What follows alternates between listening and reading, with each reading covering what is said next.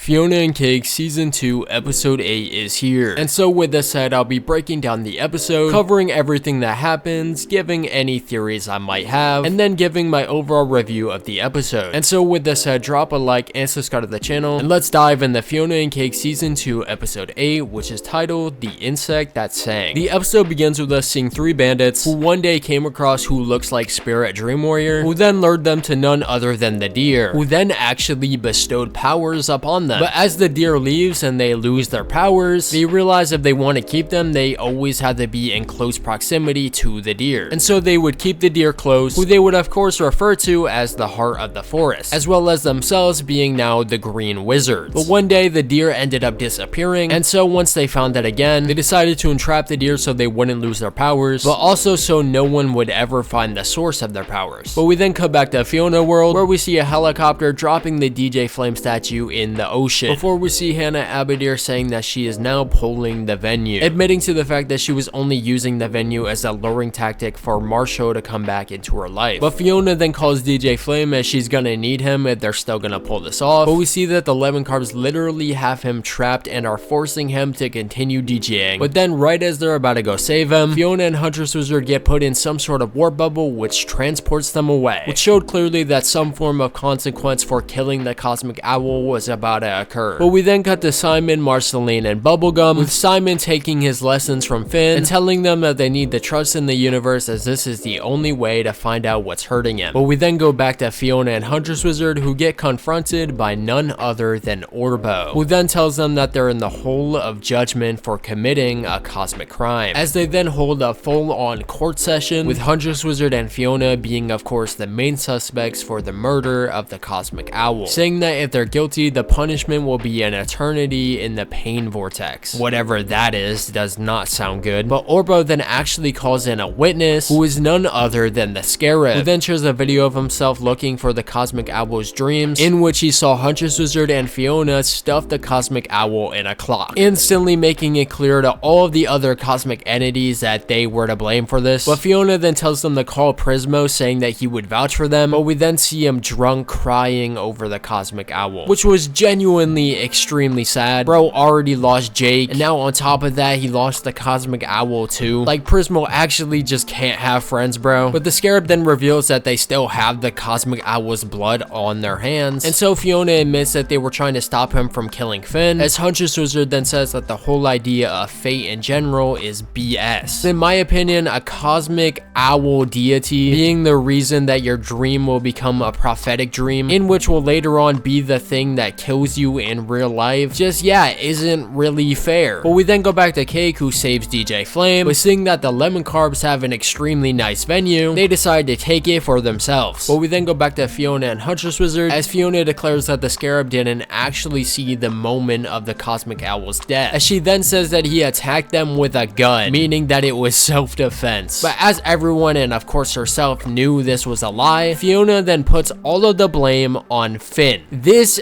actually just upset me. Fiona knowing that the punishment for this crime would be an eternity in the pain vortex, and then just the fact that they've been on this crazy mission to save Finn for this entire season, and now you just put him in even more danger than he was to begin with. Fiona has made her fair share of mistakes throughout this season, but this one just actually takes the cake. But we then cut to Marshall, who actually confronts Simone, saying that he found out about what his mom did, and that she's the reason that he got in the music and wanted to perform a song tonight, which she then of course says that she would love to hear it someday. It's good to see them actually talk for once. The venue then begins, but as DJ Flame is extremely tired, they had to bring up a bunch of other people to do sets, with Rat Bear of course doing a rap, Hunter and Fennel doing some weird provocative art, and Big Destiny and Jay just throwing knives at each other. But we then go back to Fiona, who continues to say that Finn is to blame for killing the Cosmic Owl, which we see that Huntress Wizard is of course just baffled at, even punching her on the head for just how actually stupid she is. But as we go back to the venue, everyone starts to complain that DJ Flame isn't here. But as he's still sleeping, they call in Marshall Lee as they need one more person to perform. And so Marshall gets up on the stage and sings probably the best song in the series so far. It just truly felt like a Marceline type song that she would actually sing in the original series. And hearing this, DJ Flame then wakes up and tells Marshall that the song was good and that it lifted his spirits as he then finally gets on the stage. But we then go back to Fiona and Huntress Wizard, with Huntress Wizard extremely mad at Fiona, but Fiona saying that she just had a gut feeling that it was the right thing to do. I don't know how that could be possible, but in the end it will probably work out. But Orbo then comes in the room and tells them that they can actually now go home. But we then come back to Cake, who intercepts every TV in the city in order to get donations for the sweet spot, even stretching all around town in order to get the donations. Cake was actually doing everything she could to help, and so of course afterwards she goes to see Mkron, but she then stretches in an attempt to try to kiss him, and then the two actually do kiss, and it's just extremely weird and awkward as hell, as it was either a really bad kiss or he finally realized that she is a fucking cat. But Fiona and Huntress Wizard then get transported back, as Fiona then sees that they managed to do boys night completely without her. But as DJ Flame then comes in and tells her that she's amazing, the two finally kiss and actually just start making out, before of course Fennel comes in and sees this. And so with Fiona messing everything up once again, she runs away crying, but then gets confronted by Hannah Abadir's spy, who gives her his phone with Hannah Abadir on the line, who then just